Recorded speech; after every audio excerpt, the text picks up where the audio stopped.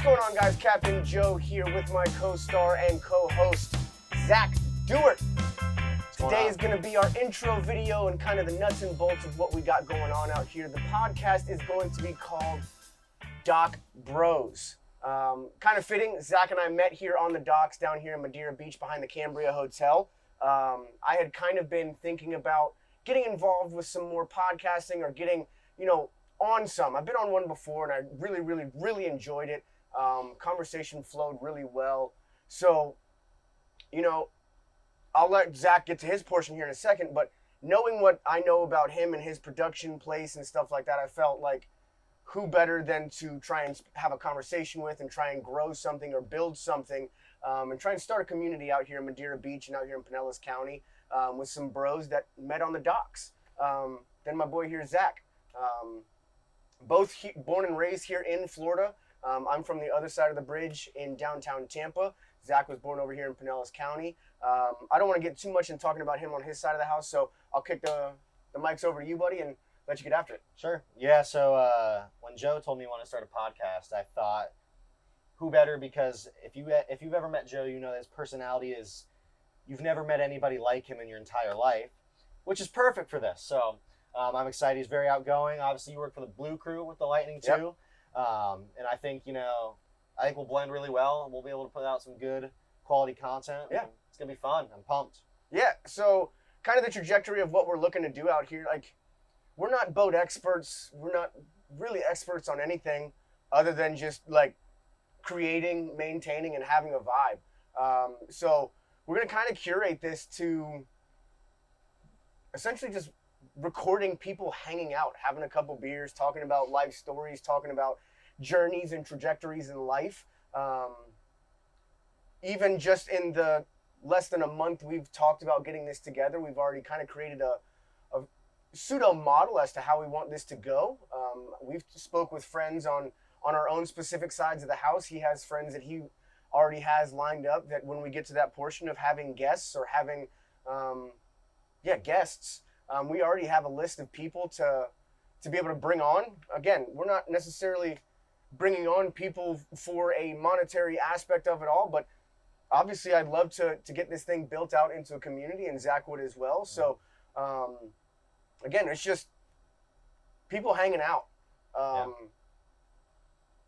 No matter whether it's talking about sports, talking about experiences on the water, getting into some, deep diving stuff from your past, emotional stuff. Like You can share with me emotional I stuff. appreciate that, man. I I got a little bit of, I'm in tune with myself a little bit on the backside. That's okay. That's a good I'm not thing. just this, bralette captain out here, That's how everyone views you, so. Best captain on the water, 300 days. Yep, 300 years. But yeah, I mean, it's just want to create a community and kind of show people from a different point of light what we get to do out here on the water as being a dock master or a rental manager, as you are now, to as deep as a captain. We'll get into that. We'll get into that later. That's no for hard episode, feelings. That's right? for episode 1. Episode 1, yeah. But yeah, just wanted to make something quick and create something to pin at the top, so that way when we do get to Joe Rogan status, no free shout outs, Joe. Hopefully you're a future friend of the pod. But when we get to that level, we have something pinned at the top to kind of, show the origin story of this all. And this episode right now, or this intro right now, is being filmed on one of our sponsors of the podcast. We're sitting on a beautiful 50-foot Sea Ray, and the pod is sponsored by Ocean Fun Rentals and Tampa Bay Yachts. The link will be in the bio of the page and on this episode. But don't want to go too much longer. That being said, guys, we're going to pump ourselves individually as our socials, and so will our guests eventually. My social media across all platforms is Captain_Joe's, Adventures, Captain Joe's Adventures, TikTok, Instagram, YouTube, and Facebook. Please like, follow, share, subscribe, tell your friends, tell your mama, tell your daddy all about us. We're going to be out here to create the vibes. Yes, sir. So what do you got for him, Zach? If you want to follow me on social media, I'm Zach Dewart. It's my name, and we'll link our social medias down below, and also the Ocean Fun Rentals. We'll link their websites on this video as well, and we'd love to see you guys out here sometime. It'd be a blast. Absolutely. Yeah. All right, stay tuned, guys. We're going to be publishing all this stuff here shortly, and look forward to growing with you guys.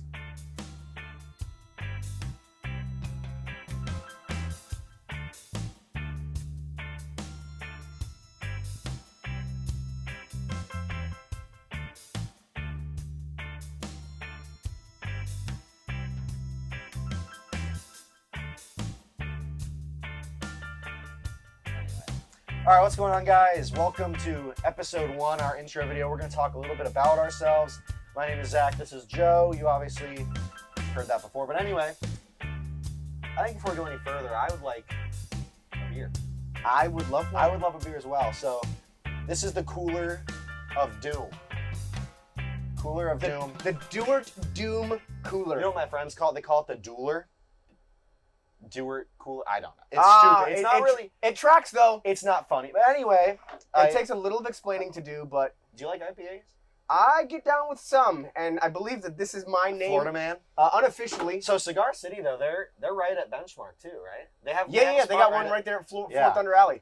I do have a question for you, sir. I took advantage of this before hand, but you know what goes really good with an IPA? What? A good lip pillow. And before we did this, you told me that you had forgotten yours. Okay, I would like one. I could provide you with one here. Okay. Unofficial, no sponsorships, Yes. no free shout-outs to Lucy Breakers, but these are my personal favorite when it comes to nicotine consumption. 21 and older for all personnel. We are not affiliated by any means, FDA, all of those things.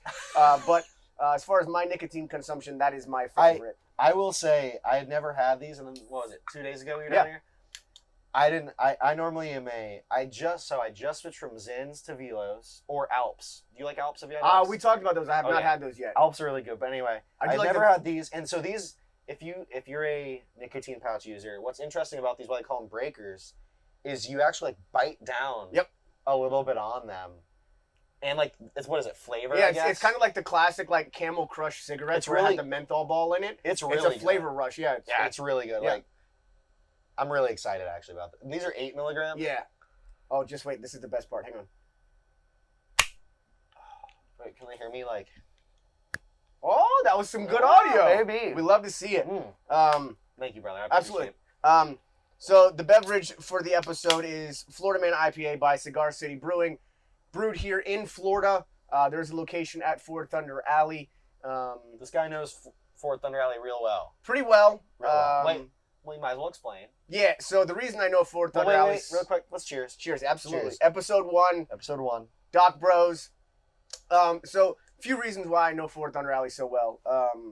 I was born at Tampa General Hospital, which is directly across the Tampa Bay from the Lightning Arena, which is Benchmark International now. As a true Lightning OG fan, it'll always be called the Ice Palace. But that kind of gives back a little bit of the backstory. So I grew up going to Lightning games, living in South Tampa.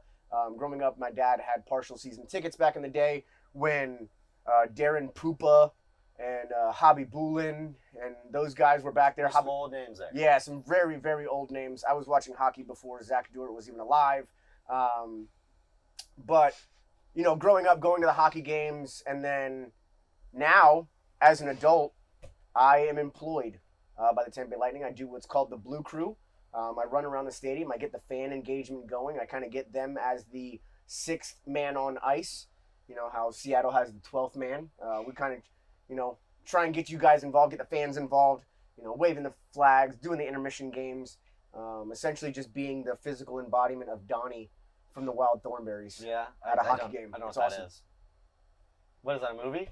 The Wild Thornberries is a cartoon classic. Okay, so on Nickelodeon. You seem to reference movies a lot. Yeah. I am not a movie person. And it drives everyone I know crazy. Yeah, like, I watched American Pie for the first time the other day. Well, you also did just turn 21, so you were just able to start watching it. Is that how that works? I don't know. I don't think that's how that works. I think rated R 17 and up. Right? I don't know what you're... Like you said in the intro, you said in our intro video, we're not experts on anything. Not much of anything. We just talk. Yeah, we're just here to talk. You know? But, so Blue Crew, what's... Yeah. I want to know. You probably have some interesting fan encounters, I'd imagine. Yep. What's your like most interesting, funny, maybe crazy fan encounter? I'll say my weirdest and most like perturbing. Is that a word? Yeah. What is it? Perturbing. It's like upsetting. Like I'm perturbed. Sick SAT word of the day. Was like I was standing on a handrail, my first season, and I was your first season? 3 years ago. So I'm in season 3 now. Wait, 21? No, it would have been 22. 22 when I so first. So right after we won the Stanley Cup. Yeah. No, actually, it was right after we had lost to the Avalanche. Right. Yeah. So 21. But I'm saying that's the season after. Yeah, the season after we lost to the Avalanche. I was in the 3-peat. I remember that very well. My wife was actually at the game for Game 7. She's still brokenhearted about it. Yeah. As am I. What were we talking about again? ADHD's got my brain, dude. I asked what most interesting. Oh, so yeah. So like I'm standing on a handrail and I'm waving a flag, and like, you know, the doula. That's a good idea. Stay. So like as I'm standing on there waving a flag, I feel like this in my armpit, and like I looked down and I was like, haha, that's funny, man. And then like he did it again. He was just touching like and like tickling my arm, like trying to tickle my armpit. It was like this older gentleman, and he was relatively into the adult beverages, if you will, and like that was like the most like. That does tend to happen in Lightning games. Oh, absolutely. Not that I would know. Never, dude. Absolutely nothing but a responsible consumer of adult beverages. But yeah, like so that was like the most the most like didn't like that one. Yeah. The most like I would say like impactful, which kind of like validates why I do this. Mm-hmm. Couple different things that happened last year that like really solidified like not only like is my job like really impactful to the fans, but the employment group with Vinnick Sports Group is like unapologetically healthy. Yes. Unapologetically healthy with their employees. So I'll go with the first one. There was a family from the UK, which we call them as the Distant Thunder. Yeah. Absolutely. Boys on game here. We got them in the Lightning shirt. I didn't even plan that. Yeah, I know. I really didn't. So there are Distant Thunder. They were here from the UK. The little boy was a diehard fan of the Lightning. He had a sign. They flew over here for his birthday weekend. And, you know, they kind of grabbed me like pregame as I'm crowd pumping and I'm doing some things out in the stadium. Like, listen, like, what would be the best for us to be to get like a puck or a stick or something at end game? Like, we have the sign. And I was like, listen, like where you guys are seated right now, they were sitting right behind the bench, right at the tunnel where they come in and out of the seats. Yes, super cheap seats. And I was like, look, like you guys are in the best spot in the entire house for this opportunity. Just make sure that he shows his sign, like and gets after it and like really, really energetic about it. 2 weeks later, I saw that exact kid with his mom in one of the commercials or like one of the social media posts as they snippeted through the game, through like B-roll or whatever. And I'm like, that's it, man. Yeah. Right? Like, or I have these encounters with kids and like I get them really involved and like I have like goodies in my little satchel that I hand out to kids, styrofoam pucks, sunglasses, stickers, and like some kids I'll give an entire drawstring bag of things to share with their kids, share with their friends at school. Yeah.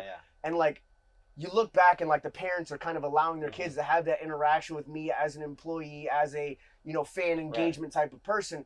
And they kind of take a step back and they just look over at you and like, they just mouth. Yeah. Because they know how jazzed up and how gassed up their kids are going to be about that and talk about it for weeks and months and be able to bring it back and, you know, being able to create those memories. And like, dude, you touched on something, man. You touched on something really cool, and I'm going to transition a little kind of. So, the reason we started this is we work on the water. Joe is a captain. Really quick, how long have you been a captain? In the private sector now for 3 years. Okay, and we'll get a little more into what that means. History. Yep. So I've worked on the water for right after high school, which was not my plan, by the way.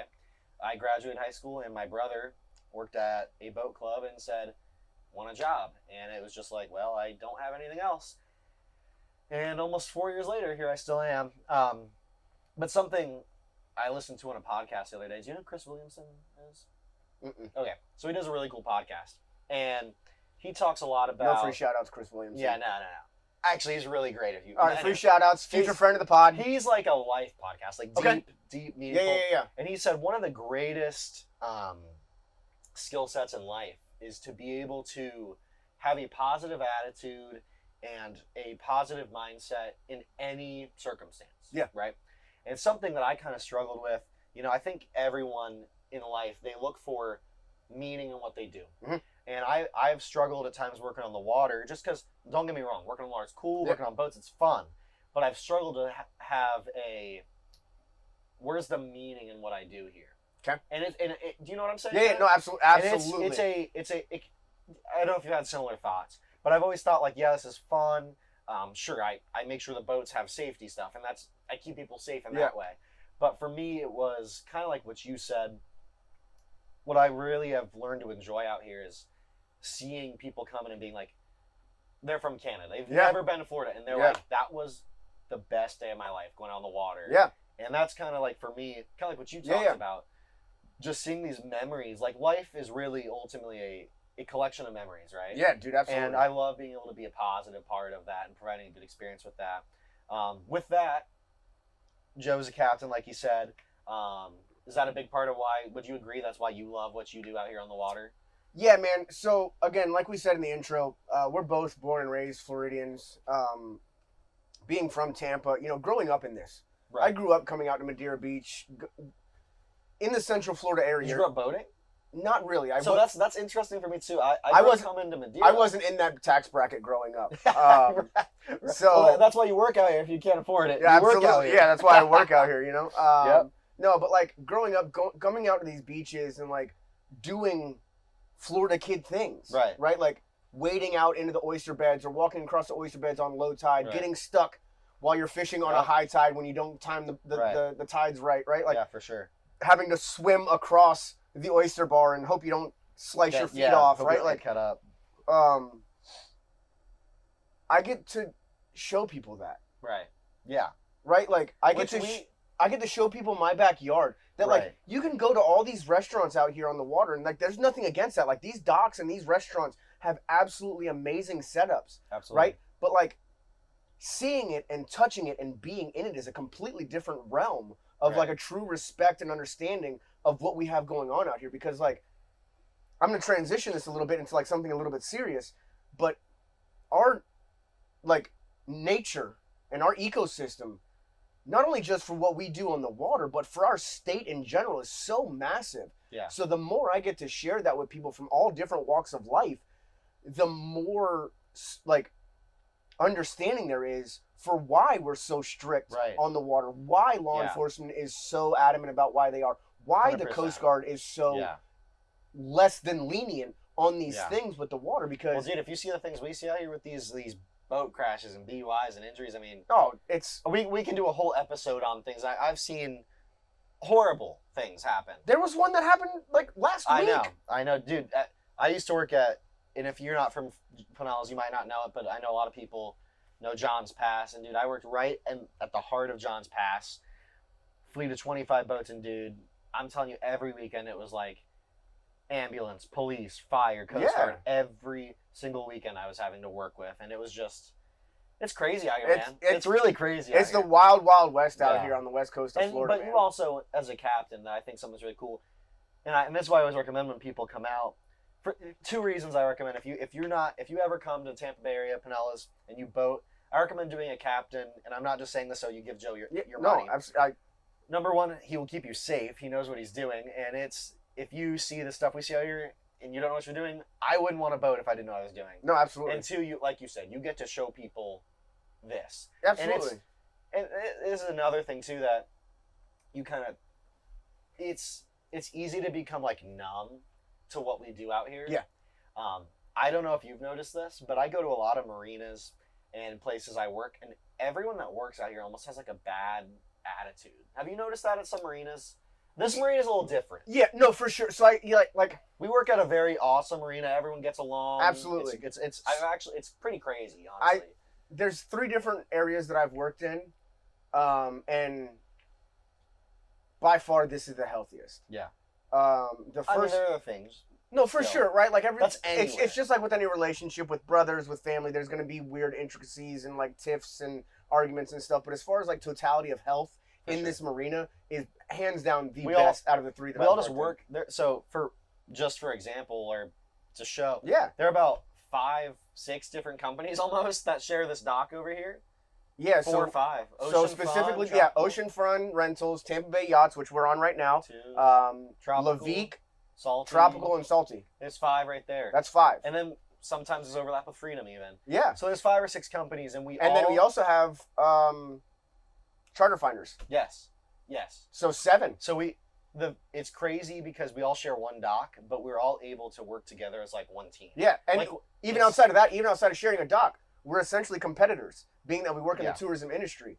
But as a totality, again, the health level of it all, we all understand that being down here in paradise, essentially, there's enough tourism that we all can eat.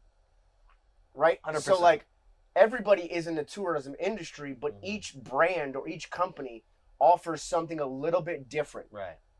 And that's not to say that different is better than the other. There's just different entities and different 100%. things allotted through those companies.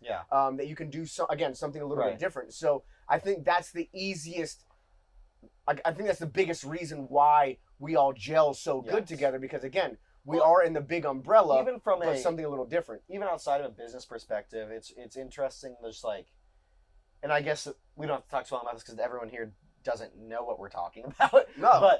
But everyone back here is good people. Ultimately. No, absolutely. Everyone's really good people, and it's interesting because I've worked on about 5 different marinas probably in total, and there's never been like I've never seen what I've seen here, and how everyone works together. So, but just like that, like the 2 other marinas that I worked in, like the first one I worked in, like Clearwater, right? Was that right?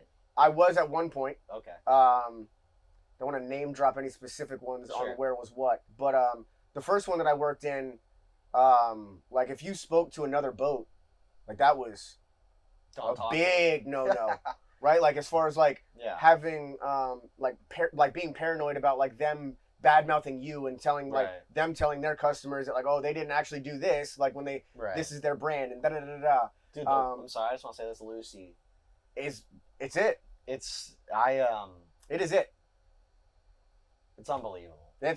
So this is, I had an idea too while we're talking about this. I want to do a nicotine pouch review where we try a bunch of different companies. Yeah. And if you don't use nicotine pouches, I'm not suggesting you get addicted to them, but they will change your life. No, I'm kidding. They're nice though. But you know what I've realized is there's actually a study proven that nicotine is actually productive to the brain. Oh, 100%. It's just the avenue of consumption. Cocaine probably though. Not a chance. You don't think so? No, not a chance. You don't think I'm not suggesting I wouldn't do it. Are you Bradley Cooper in Limitless? If you did a line of coke, and I don't do it, it's sinful. But first episode, and we're already off the rails. I'm just saying, if I did a line of coke and I had to be focused, I'd be lasered in probably. Be honest with you, wouldn't know. Oh, I've never, for the record. Have you seen that video? This is a very, okay, I'm a Christian. Have you heard of Elevation Church? It's a huge church. Their pastor, dude, I gotta show this video. I won't show it, but the pastor's on stage and he's clapping, everyone's clapping. He goes, I feel like I just did a line of cocaine. And I've never done that. For the record. And everyone's like, yeah, okay. Sure you have. Some righteous gemstones style shit. It's so fun. For the record. That just reminded me of that. Yeah, that's hilarious. How do we end up here again? It's a great question. We're both probably ADHD. Oh, I definitely have ADHD. So I used to have a really long running joke that I had the highest undiagnosed case of ADHD in the world. Joke's on me, I got diagnosed at 32. I don't think you need to be diagnosed. Yeah, but like once I got diagnosed and like there was a lot like actually like with a psychiatrist and like someone that like deals with the things that happen inside of a coconut, like a lot of things started making sense. Yes, I agree with you. Yeah. I mean, I don't know if I have ADHD actually. We all got a sprinkle of something. Ooh, yeah. Got real close on that one. I almost got really deep there on you. I was gonna say like. So it's a psychiatrist, you said? Yeah, like I'm a huge proprietor of therapy, actually. Dude, so this is, I did counseling, and I really haven't talked to people about it. I did counseling for a while, not even just because like I was struggling with anything, just because like I felt like I needed it. And I'm a big proponent of sitting down and talking to somebody that you don't even know about your thoughts 100%. And stuff. Helps a ton. Yes. Helps a ton. Yes. Yeah. 100%. I fully agree. And especially because like if you haven't created that portion of a relationship with someone yet, like that, I don't say intimate as far as like, you know, kissing, making love and stuff like that, but like when you get into the nuts and bolts of someone's like true being, that's a relatively like intimate relationship to allow you to like get into those layers, right? So if you haven't like kind of brandished that portion of your relationship with that person, it's kind of a difficult organic transition. So when you start, and like, and it's awkward. And if you've never had that type of relationship 100%. With anyone at all, it's very hard for you to garnish or even try and like create the steps in that direction. So therapy gives you the tools to be mentally and emotionally in tune with yourself, to be able to go to those people that you have that trust with and be like, hey, like, I know we've never been here before, but like, I have a relationship with you that I feel like I want to talk with you about something, and I trust that you would like shoot me straight, and like I know that you've been through some things in life, and like I just kind of want to use like, can I use you as a sounding board? And I think that's the problem with a lot of men is that they're. It's funny how we've ended up here. For the record, the epitome of doc bros. This is how our conversations actually just go. Just sitting around. 100%. But a lot of men aren't willing to be emotionally vulnerable with anyone, no matter what. Yep. And so I've seen this with many people in my life. They hold on to things that they didn't have to. Yep. And it affects others around them just because they won't be willing. And ultimately, I think it takes more of a man to go and be vulnerable 100%. In counseling than to not go. 100%. So, I also, that being said, that's a double-edged sword, right? So, some people aren't ready for it. Right. No matter how much as an outside entity we look in, like specifically for me, I've been through multiple stints of therapy. Mm-hmm. The first time I went through, I wasn't in the right place in my life for therapy. Yeah.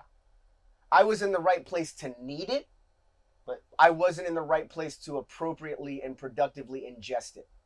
Like your mindset or so how you were handling going in, you mean? I went into it. The only thing that I knew about therapy was like some old dude was going to sit down on a chair and you were going to sit on some like pea green chaise lounge, right? And like he was just going to take notes on you and just, oh, really? Oh, that's interesting. Yeah.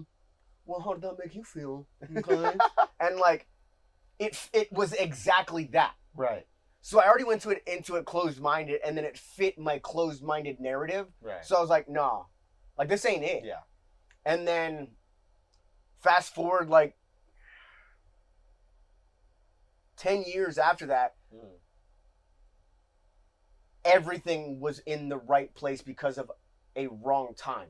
Sure. Right. Yeah. Right? Like I had done a lot of self-searching like for myself throughout my life and like created these coping mechanisms and these like non-negotiables and these things. And then like some things happened to where it no longer worked. Right. The avenues that I had created for myself no longer worked. So I referred myself to therapy. And I can legitimately count on one hand in the 6 months that I worked with this lady, speaking to her once a week, the amount of times that I didn't cry. Right. I can count that on one hand. Yeah. Right? And like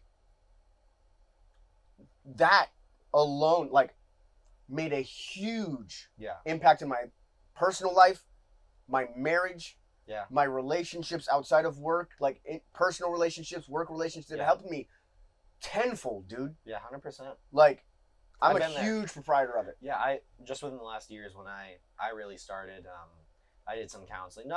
And like I said, it wasn't because I was addicted to something. No, absolutely. Just because I think it's good for anybody. And just to have a sounding board to just release 100%. The tensions, even if it's just bitching and complaining about the day or the week, right? Like, just again, to be able to have that release or have that 100%. Safe space, if you will, to again, just be able to... Right, yeah. You know, release that tension off of your shoulders. Again, have a sounding board to release because innately as humans, we're just emotional creatures. Right. Right. And like that was one of my problems. Like I'm a cause and effect person. I want to understand what caused me to have this effect. Right. So I started going through these like weird emotional spells where I just started crying out of nowhere. And like deep crying, not just like a trickle down the tear and like I can catch it, but like borderline crippling. Like I'm driving down the road and I can't open my eyes. Yeah. Right. So that's when like I really attacked in those next couple sessions the emotional side of the human. Yeah. And my therapist. That's really. And it's a very deep system. Yeah. Right. Like that takes some emotional intelligence. I'll say that for sure. I appreciate it. It's taken me a long time to get there. I'm like, by no means am I perfect. I will only speak on my journey and like what it's affected for me and why I recommend it as much as I do. But my therapist essentially said, like, think about, you know, how they describe optimism and pessimism, whether the cup is half empty or half full. Your emotions are the liquid that you put in your cup, and the vessel that holds the water is your body. Yeah, that's good. So your body is the cup, and your emotions are the water that's inside of it, right?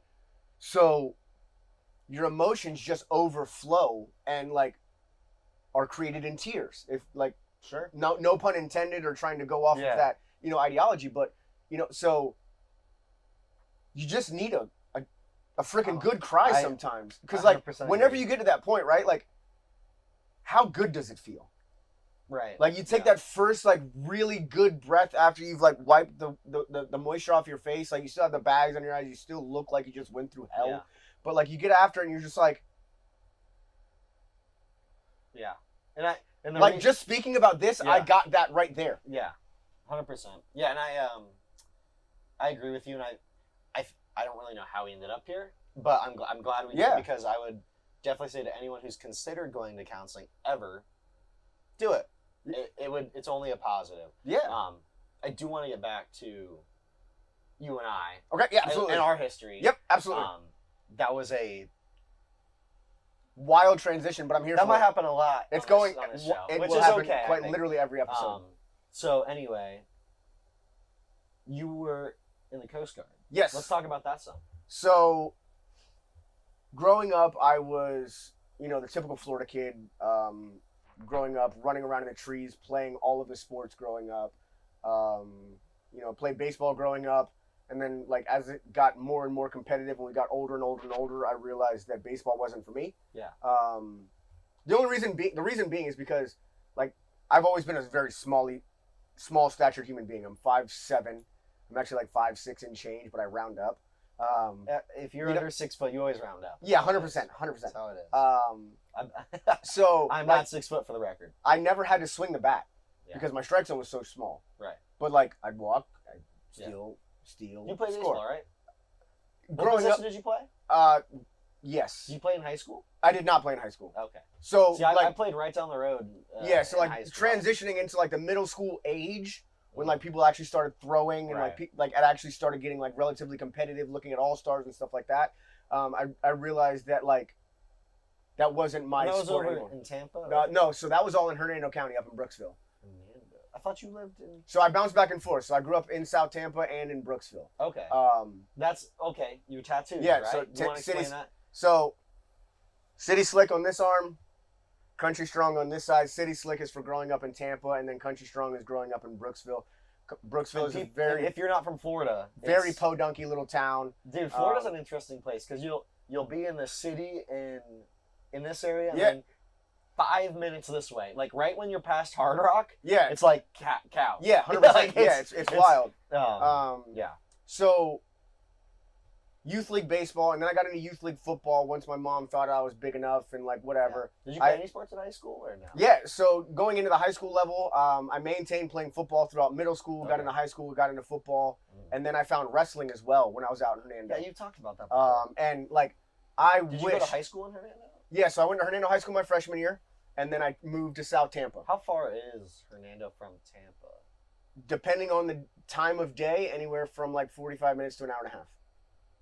Okay. Up 7, like you. So like 5 o'clock hour. Yeah, absolutely. Like you hop north. Tampa traffic. You go north on 275, transition to 75, get off on exit 301. It'll take you to State Road 50. You take a left at the exit, go down 3.5 miles, and I grew up in a little neighborhood called Hillendale. Okay.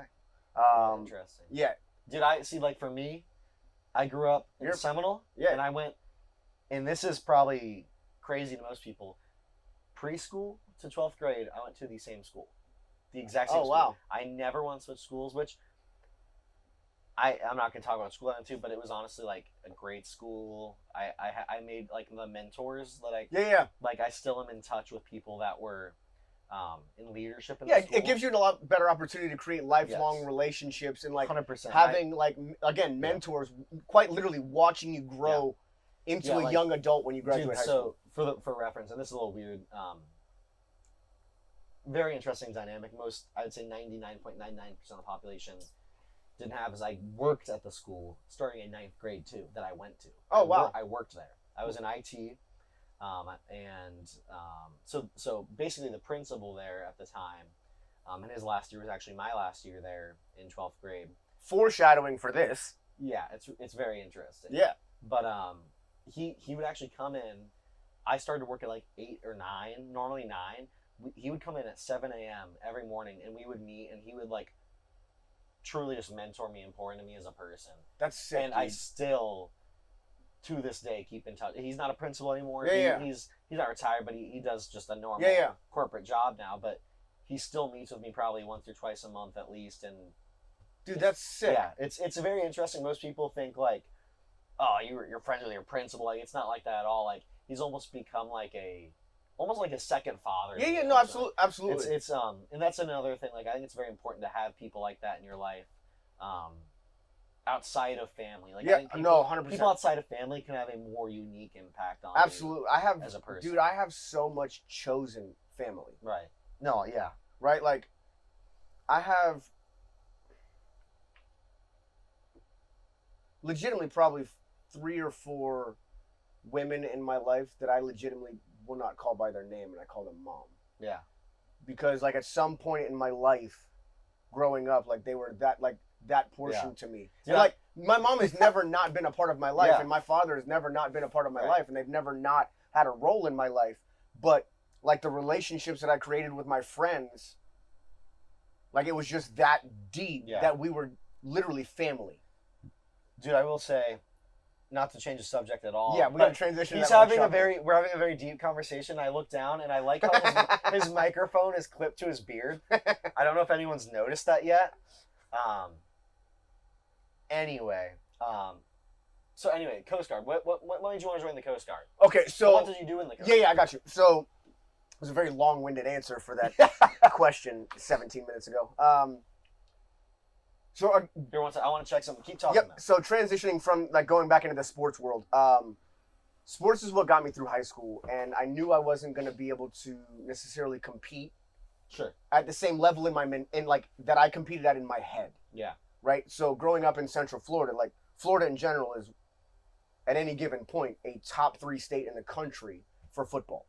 Yeah. I played football and I wrestled in high school. I got into wrestling late. My freshman year was my first year wrestling, and I knew I wasn't going to be able to use sports as a foundational piece to keep me in school. Sure. Like you're thinking like collegiately? Even? Yeah, at that collegiate level, or at that next level. I had an interesting conversation with my baseball coach, and it was like, do you want to play baseball in high school and that's it? Yeah. Or do you want to go? And he quoted me like an interesting quote. It's like, I think 7% of high school baseball players will ever be collegiate, even if it's JUCO, NAIA, D3, yeah. And then he was like, you know what percent go? I think it was like 3% play college. Yeah, and then less than 1% make it to the league.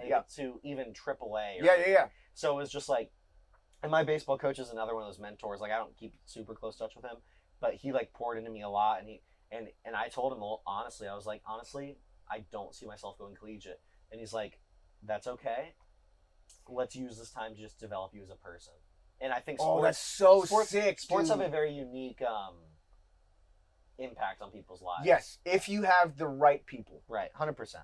It can be 100% a benefit as a person, or it can be 100% negative. Yeah. There's really no in between. 100%. So anyway, how was that leading to Coast Guard? So, no, perfect. I knew that I wasn't gonna be able to go to college. I wasn't in the right mindset. I wasn't in that place. Absolutely. So I looked into joining the services. This one's a little different than a Florida man. Yeah, that's fine. You've probably heard of it. What time is it? Modelo time. It's Modelo time. That's the best sound in the world. So I started looking into military branches. I transitioned my high school trajectory from college prep to tech prep my senior year. Okay. Because that's when I started thinking about joining the military. So in high school, you were planning on joining? Yeah. Okay. Like, and was that junior, senior year? Senior year. Okay. Senior year. I started looking at the different branches, really doing a little bit of a deep dive into like what I wanted to do, what was kind of in my thought process at the time of it as a very impressionable 17-year-old kid. Did somebody encourage you to join the military or Coast Guard specifically? Or not really, but I do have like the vast majority of the males in my family serve. Was it always Coast Guard though in your mind? No, not necessarily. Because for me, it's always been like when I've thought about joining the military, and maybe it's just being in Florida, it's always been like I think I would do Coast Guard over anything else. So again, going back to like not being in the tax bracket of being on the water as a kid, like I really didn't know anything about the Coast Guard. Mm-hmm. Right? So I knew about the Army, everybody knows about the Navy, everybody knows about the Air Force, everybody knows about the Marine Corps, right? My grandfather served in Vietnam. I believe he did 2 tours. He is my hero, no doubt about it.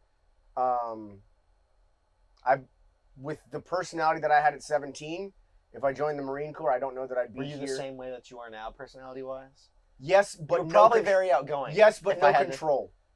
Oh, so you're wild. Yeah. And you claim to have control now. A little bit. a little bit. If you claim that now, I don't know how you were at 17. Yeah, it was insane.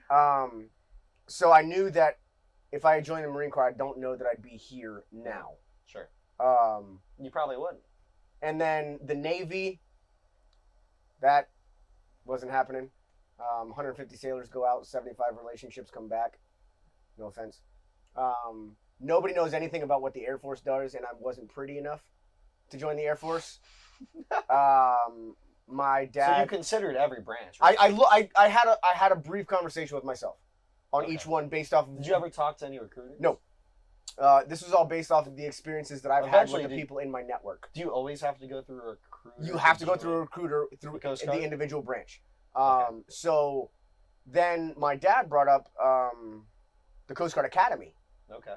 So which each is, branch, I believe, the second toughest. This is a SEALs? So the Coast Guard boot camp is the second toughest. To Navy SEAls, right? No, that's not boot camp.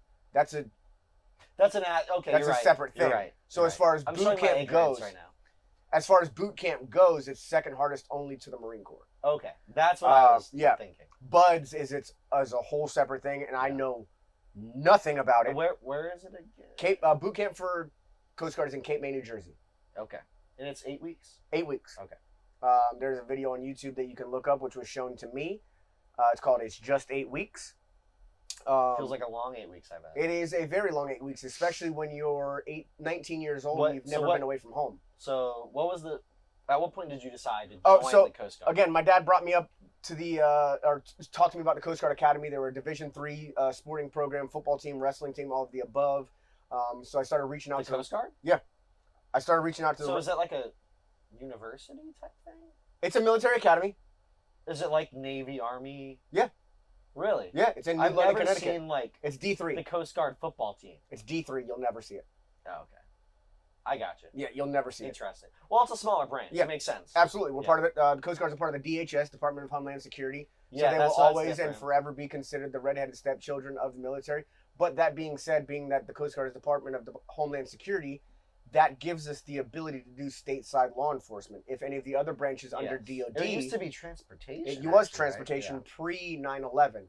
After 9/11, we were consumed by DHS. Oh, okay. Well, DHS wasn't a thing until after 9/11. Exactly. Yeah, okay, gotcha. 100%. And what year did you join the Coast Guard?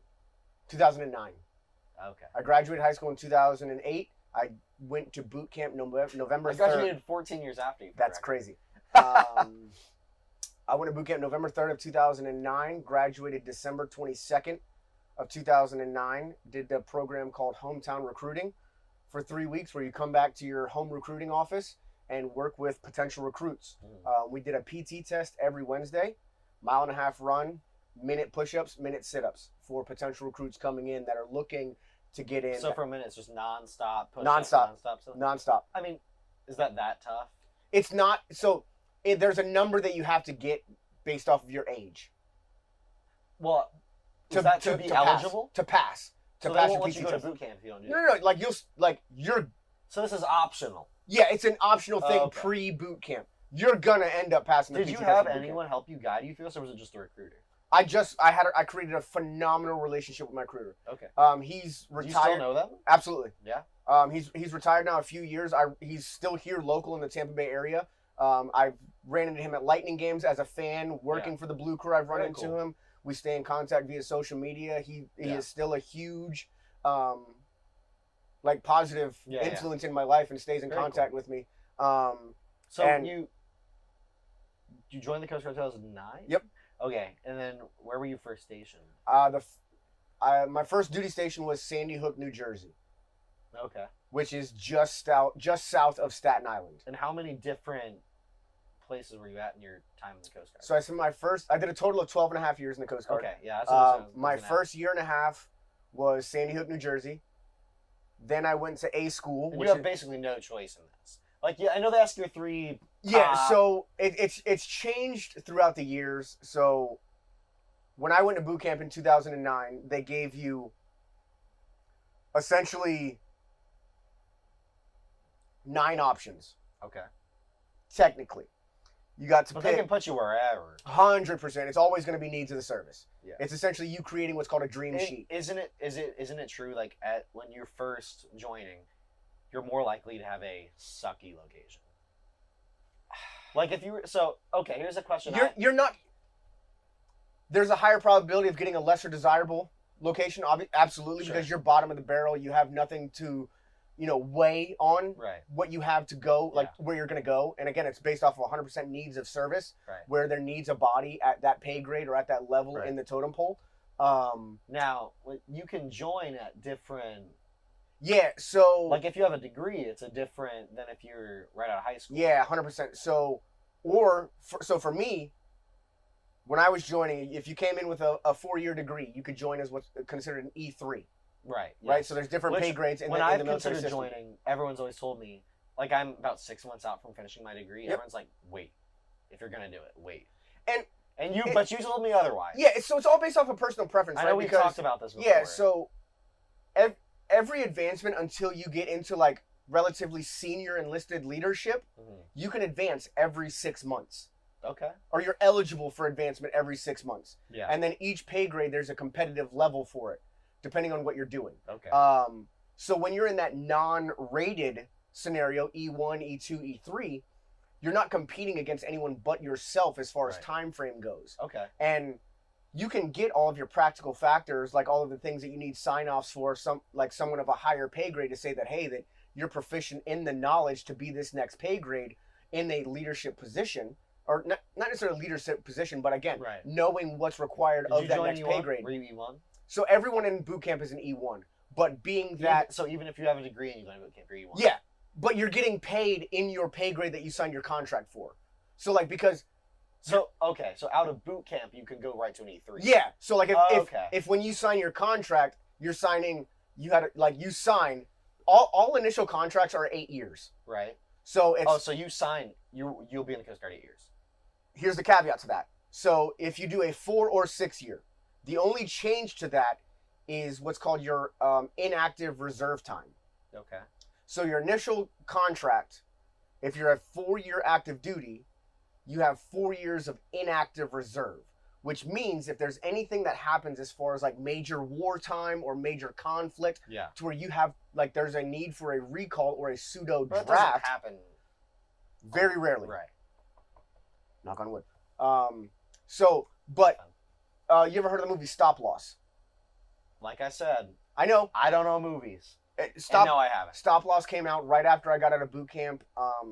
But that's what that's essentially considered. A stop loss is you're recalling all of those inactive reserves before you start going into a draft. Okay. All right, so that would be before a but regardless, that's your initial contract. Right. But the Coast Guard, I don't want to talk forever about the Coast Guard, but what would their duty even truly look like? So the Coast Guard has fired the first naval artillery rounds in the last 2 major world wars.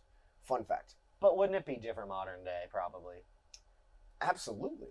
The amount of electronics and drones and like, don't get me wrong. Boots on the ground is always going to be the most effective thing. So Coast Guard can be deployed in the Middle East. Coast Guard's in Bahrain right now.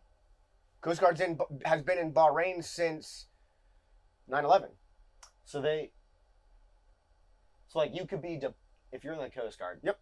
Probably depends on what you do. Yep. But you could be deployed in Afghanistan even. Well, you know what I'm saying? You're not going to get told to go there. So those are going to be special solicitations, where that's going to be a 1-year job. You get 6 months, roughly 6 months of pre-deployment training, 6 months of actual deployment. Okay. And then it's a rotationary period. I got you. So they're bringing in new personnel. Yeah. So, and like while you're in your 6-month deployment, someone is already billeted and in the 6-month pre-deployment. Okay. Does that make sense? Yeah, that does. So that way it's an easy transition through and through. So, exact same platform training, exact same ammunitions, exact same law enforcement, exact same policy, all of the above. Right. So, but again, those are special solicitations. It's not like you're going to get a call one day and be like, hey, you're going to Bahrain. You're going here. You're going there. Like the SEALs, that could happen to them. Yeah, because that's their job. So they're roady for operations or any of those other special forces really operations. Happen, likely unless there was a conflict. Yeah, 100%. Okay. So there will be a message sent out, a blast message sent out across the message boards or across the transfer portal for a solicitation of X amount of personnel in each pay grade for each locality, whether it be ashore or whether it be afloat. Okay. And then you put in for it, and then based off of what your profile looks like as an individual in your pay grade and time of service will be dependent upon how competitive you are to get to those special solicitations. Okay. Interesting. Yeah. I've also been separated now for a little over 3 years. So if anything has changed, please don't come for my throat. Inform me on the incorrect information that I have. Wrong, please. Like, if I don't want to sound like I am the gospel. Again, this is what I remember from my time in service. So again, policy changes happen quite literally on a daily basis when you're in the military. Sure. So for anybody that does watch this that's still active duty or knows people that's active duty or is a civilian employee through any of the DHS programs, if any of the information has changed, for continuity purposes, please put that corrective information in there. I will not preach at this point in my life knowing everything of the intricacies that are going on, because again, policy changes so much on a daily basis because leadership is a ever-flowing thing. Yeah, for sure. Well, it's like anything in government. Yeah. But okay, so I want to ask, how did you end up? You know, I know you ended up in Baton Rouge. I was in South Louisiana. South Louisiana. Okay. Yep. So how did you? I know you were in a few different places. Yeah. At what point did this? You know, I'm assuming the Coast Guard led to you becoming a Coast Guard captain. So there's different ratings. So all of the other branches call their jobs their MOSs. Yeah. The Navy and the Coast Guard, it's the exact same job system where it's called ratings. Right. Is right. It like what an ME is? Exactly. So ME you were is an ME, right? No, I was a boatswain's mate, which means I was a boat driver. I thought you. This could be my ignorance. You've mentioned doing law enforcement style patrols. So you don't have to be an ME to do that. No. So law enforcement is a collateral duty that an ME is maybe maritime enforcement, which is essentially the MP of the Coast Guard world. Okay. So everybody's so MEs. There's more than just MEs on the Coast Guard boats I see around here. Maybe absolutely. IRS. 100%. So like, what's a normal boat crew consist of? Yeah, sure. So you'll absolutely have one boatswain's mate because he'll be what's called the coxswain or the boat driver. And that's what you did. Yeah, that is eventually what I ended up doing. You did that before you were a licensed captain? Yes, 100%. That's very interesting. Yeah. You'd think that to do that, you would get your license first. So. But that's a civilian thing, ultimately. Yeah. Well, obviously, you don't have to be a civilian to get your Coast Guard captain's license. Yeah. So maybe explain, if you don't know the boating world, a U.S. Coast Guard captain's license doesn't mean you are a part of the Coast Guard. Nope. The Coast Guard is just the person that validifies or federally sanctions those licenses. Yeah. So I gotta piss. You gotta pee. Do you want to take a break and be right back? Yeah. Let's take a quick pause. We're gonna take like a 5-minute break, and then we'll be right back. That was a phenomenal piss. Anyway, and we are back. Yeah. We were talking about, so you drove boats. You Yep. were, what's that called? I was a again? bosun's mate. Okay, so I was basically saying for a Coast Guard captain's license. Yep. That's not a military thing, obviously. No. That's not a Coast Guard No, thing. But it's I was assuming that you would think almost to do that in the Coast Guard like you were, you'd have that. Does that make sense? What I'm Yeah, saying? no, for sure. And there's a lot of there's a lot of confusion in the boating world when I talk to people and tell them that I was a part of the Coast Guard and I was a bosun's mate, and they're like, "You still had to go through the course?" You know? Right. Well, it is two different, and the training I'm sure is different. Did Yes. you have to do specific boat training to become A bosun's mate? Yeah. Yes. Okay. So A school for that, or tech school in the other branches, is in Yorktown, Virginia. And growing up in the lower level E3, E2 level, you get what's called boat crew certified, to where you're a part of those boat crews, like you were asking about what a normal breakdown of a boat crew would be out on Johns Pass or on the water. So you're going to have at least one bosun's mate as your boat driver.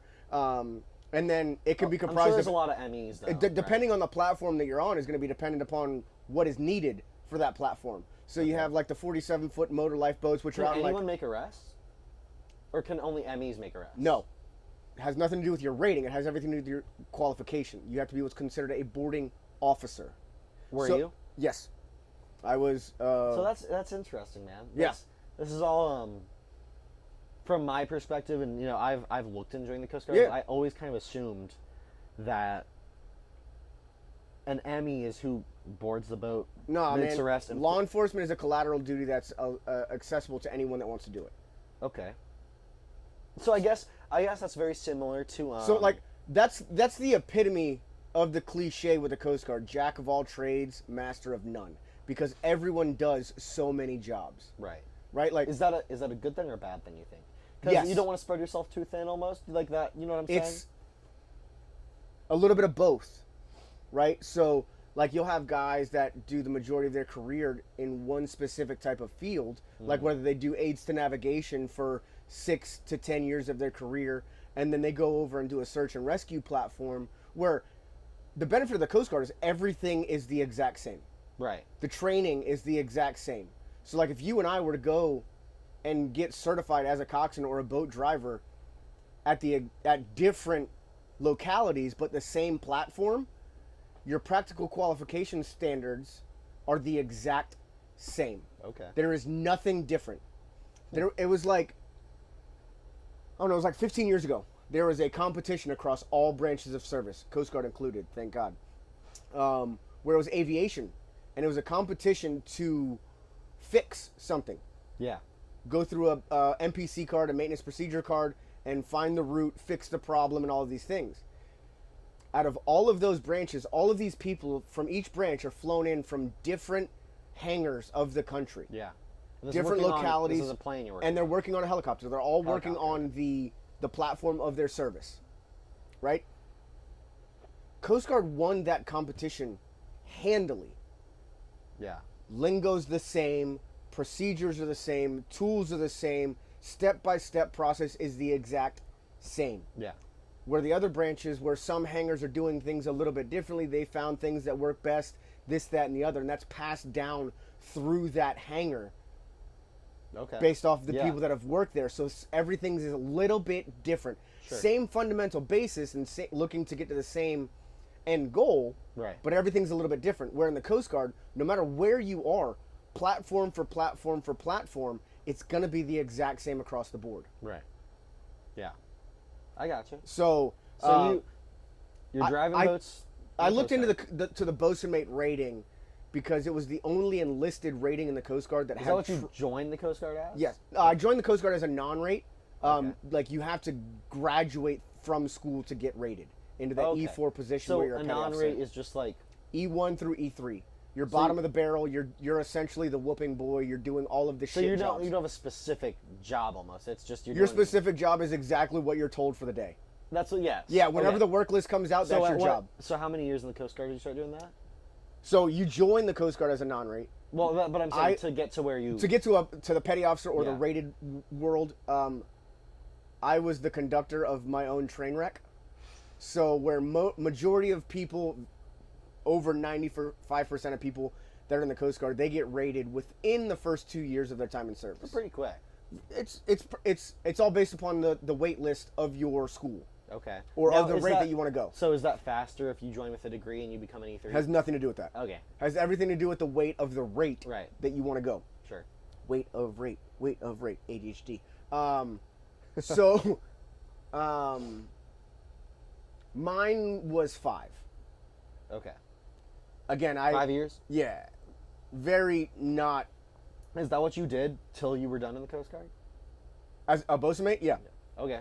Is there different tiers to that? Yeah, so every pay grade gets you more and more involved in your rating or in your department. So you're going to be allocated with more responsibilities, more leadership, depending on the size of unit that you're at is going to be dependent upon how much collateral is put on your shoulders, how many departments, or if any departments at all is going to be you as a supervisor or a department head. Yeah. My last unit was up in Maine, where including the command... That's where you ended your time? Yeah, I ended my career in Maine. Including the command cadre plus every duty stander, the cook, I think we were at...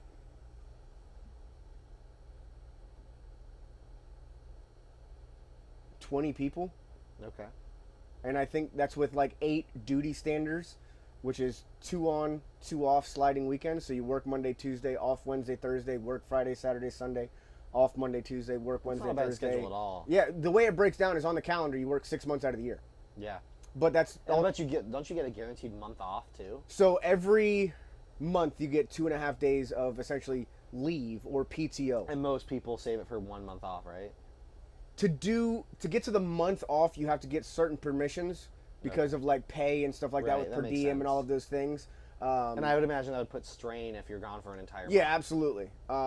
So, and again, that's dependent upon your position in your unit.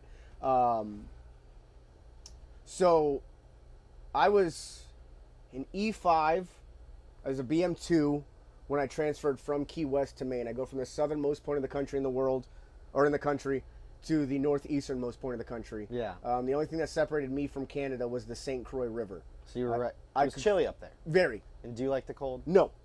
Thin-blooded Florida if you man. grew up here. Yeah, thin-blooded Florida dude, boy. it was like 68 degrees this morning, and I was like, it's kind of chilly. But it's a nice break, right? Like, it's been ridiculous. Oh, it's nice. Okay, so here, I want to... But it's nice. It's fooling because, it's the false fall. But I also know, like, for us in our industry... It's not good. It's not nice. Good. No. Okay, so at what point in your career did this start ending up to where you were going to become a captain doing what you do now?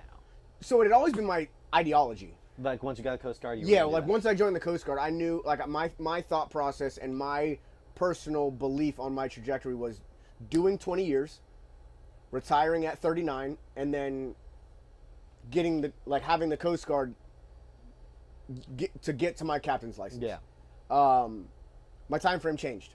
I got out at 12 and a half, but the Coast Guard Foundation, which is essentially like the booster program, like for colleges, it's called the Coast Guard Foundation. Yeah. It's essentially the same thing for the Coast Guard. They will put on captain's license courses, which are sponsored by, no free shout out to Adams Marine up in Crystal River. And when I was stationed up in Maine, it was tentative if there was going to be an empty seat or an available seat for me. So I was essentially kind of on a pseudo wait list. Once I got told that I was able to go, I had the Coast Guard pay for my captain's license. It's awesome. And with us being in the Coast Guard, it was a subsidized... while you were in the Coast Guard? Yeah, while I was still active duty. And it was a pseudo subsidized because with us being subject matter experts on the water, there were some things that were allocated to be allowed to be taken out of the course to cut it down in time, so that way we weren't taken away from our duties and responsibilities. As somebody who is in the midst of taking their captain's license, there's a lot of stuff in there, especially for and if you don't know captain's license, there's different tiers. There's 6-pack and there's, anyway. Yeah. I'm doing my 6-pack, which is basic entry, and, I don't know your thoughts on this, and we don't have to get super far into this. For a 6-pack, I see it as, I'm going to run charter Shell, Key Johns Pass, to islands.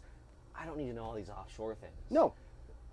Did that cut out a lot of that type of stuff for you? Not necessarily, right? Because I served 3 years on a Right. 270-foot ship. Right. Right. So when I submitted my captain's license, I submitted for the largest possible, just in case. Sure. Right. Like I have a 100. So you have your master? I have a 100-ton master's license. Yeah. This 50-foot Sea Ray that we're on right now only requires a 25. Right. So you could drive 25 or a 50. What could you drive? So what's a cruise ship require? A cruise ship is unlimited. Okay. For a 100-ton, the Yacht Starship or the Calypso Breeze. Yeah. So would be something that I could these drive. are Localities to the Pinellas County area or Yeah. Tampa Bay area. The Calypso Breeze is a buffet style boat, sunset tour boat. it's almost like a mini cruise ship. Yeah, 100%. So what are so it's 6-pack, 25, 6-pack, 50. and then you go, once you get to the 25-ton, you get to your Masters, and then it's 50, 100, 200, 500 unlimited. So And a unlimited cruise ship is a your unlimiteds are going to be your container ships, your cruise ships, and things like that. And the tonnage isn't based off of the weight of the vessel that you're driving. The tonnage is based off of the carriage potential of the ship. of the vessel that you're on.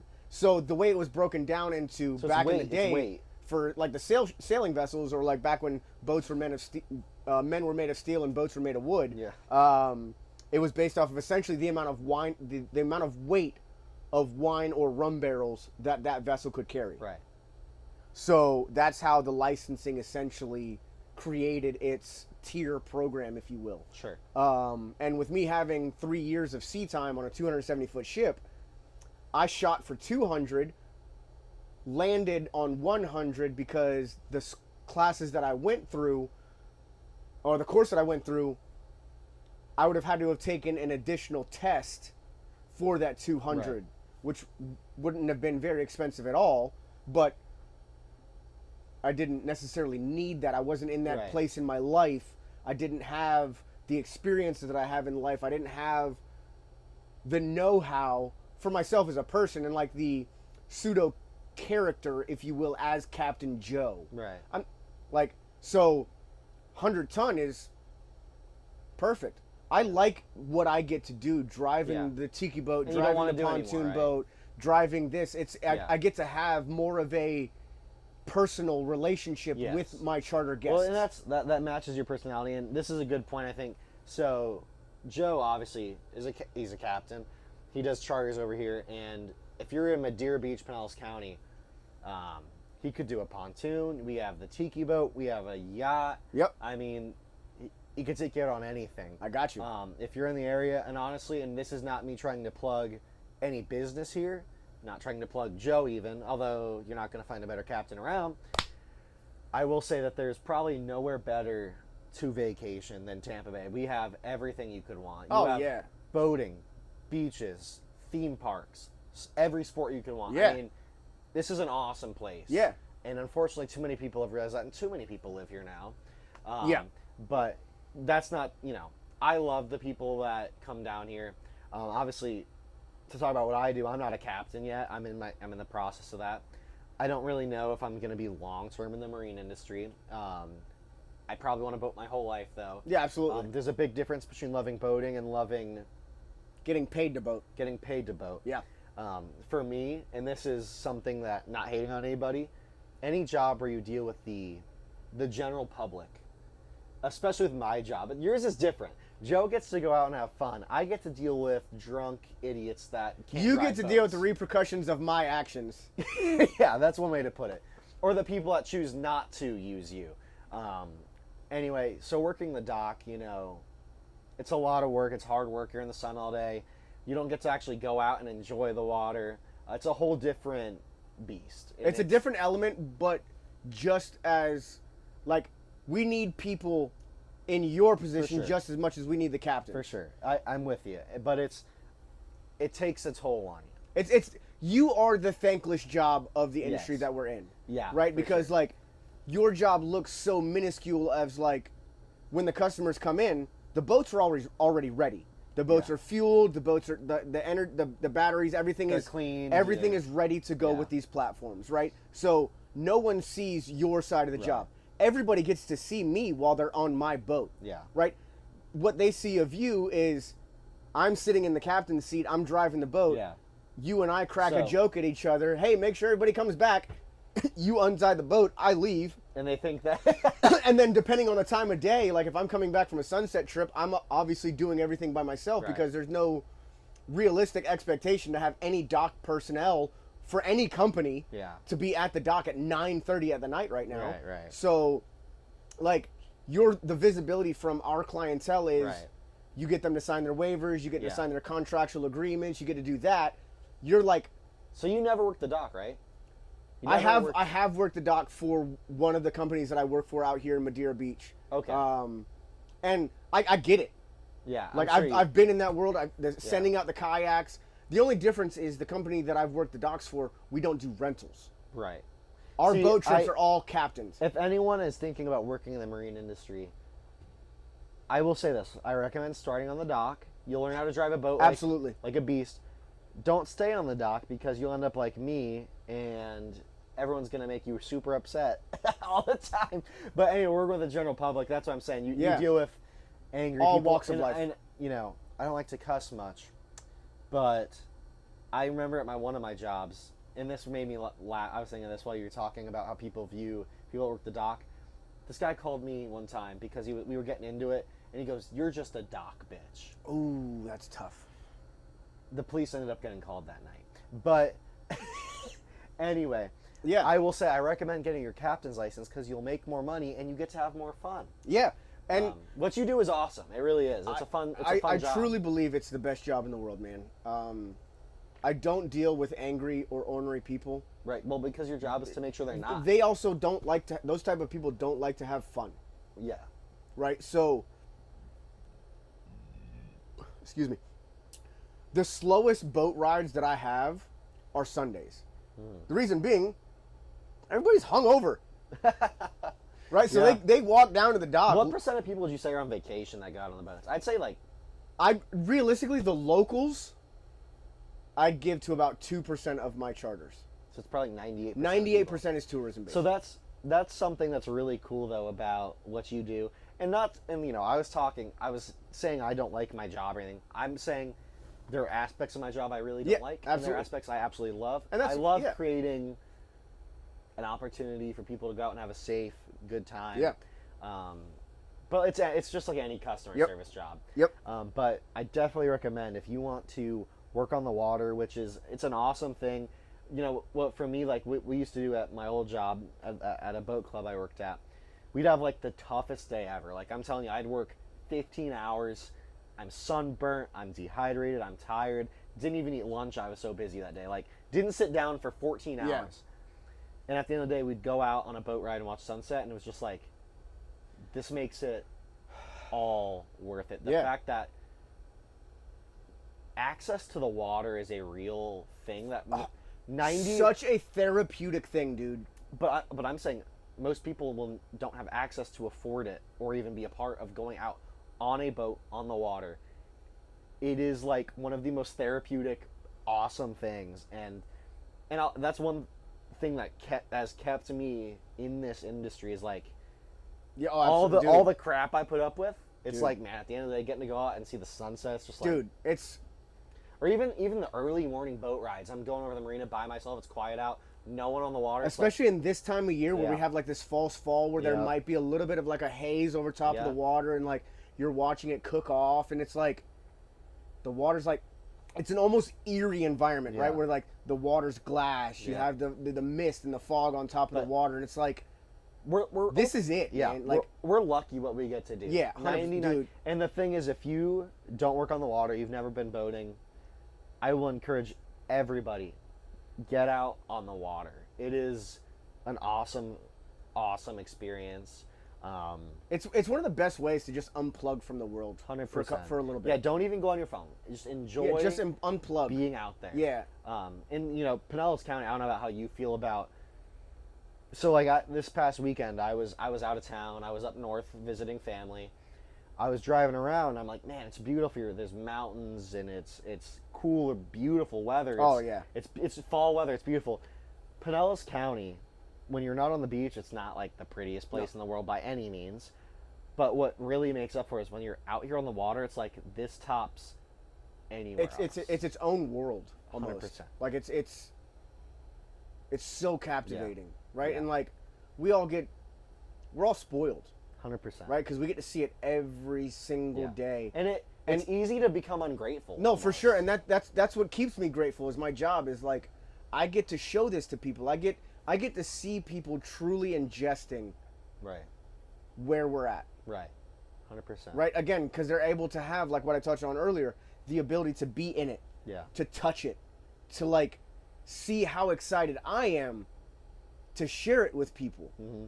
Right? And, like, it's the best job in the world, man.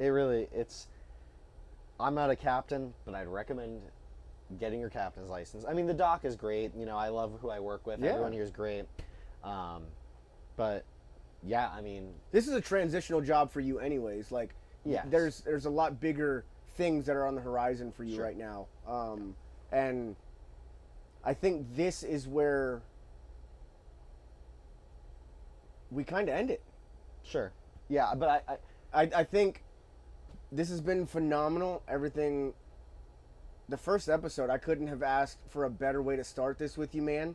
I know it kind of felt like it was him interviewing me, and that's okay. Rightly so. Like we're creating the foundation of this. We're creating our origin stories to kind of figure out, you know, exactly who we are as people. And it's going to be really cool because we're going to have, you know, back here we have like 4 or 5 different businesses. We're going to have different business owners on, people who aren't from Florida. They've moved here and they've started a boat rental business. People who are not even from the United States that have moved here and started a business. So we're going to have a lot of interesting people on. We have some bigger names that we're probably going to have on. We'll keep that a little secret. We'll pull our connections out, you know what I'm saying? But yeah, we're gonna have great conversations. You know, Joe and I aren't gonna sit here and talk to each other every episode. We're gonna have some really cool people on. And this is what I'm really excited about. This thing's gonna be mobile. It's gonna be mobile. So right now we're on a 50-foot Sea Ray. This is great. And you know, at the end of this episode, and you probably saw some at the beginning, we're gonna have clips of this boat and everything. This is an awesome boat, and if you ever want it, link in the bio. Go out with Captain Joe. But we're gonna be going out with different boats, pontoons, maybe a tiki boat, really cool boat, and we're gonna be going to different places. John's Pass, Shelky. We're gonna be going to places like Tampa. We're gonna be going to some awesome places and have some really great guests on, and I'm really excited for the conversations we're gonna be able to have. It's gonna be fun. It's gonna be great. It's gonna be fun. I'm really excited for the horizon. I'm very of this. excited. And Docs and Bros is gonna be really, really cool. And I don't want to talk this into existence, but even if this doesn't blow up, just an opportunity to hang out with people, and talk, have a drink and just have a good time, and just let people talk about life. Yeah, you know, for sure. This is going to be really cool. I'm excited to get you guys involved. I want you guys to engage. Nothing is scripted or set in stone as to how we're going to do this. Engagement from viewership. If you guys want to see something, if you guys want to hear about certain topics or have us talk about certain things, whether if you have questions about what it's like to become a captain, anything with the water. Yeah, and if you've never been on a boat, ask us whatever. IT, production, any of that. Like, sure, you know, dip into what we have in our bag, and the more episodes that we get out, the more in depth you're going to get into that lore, quote unquote, of each of us as a person. And I'm really excited to build this with you, man. This is going to be awesome. It's going to be fun. We're going to have great guests. We're going to go to some beautiful places. Yeah. We're excited to just share what we get to kind of do on a daily basis with you. Comment any ideas, any questions, and make sure to follow us on social media. If you ever want to go out with Captain Joe or any of the companies I'm with, we're going to link them down below. But thanks for watching, and until next time. Until next time. Have a good day. Cheers, boys and girls.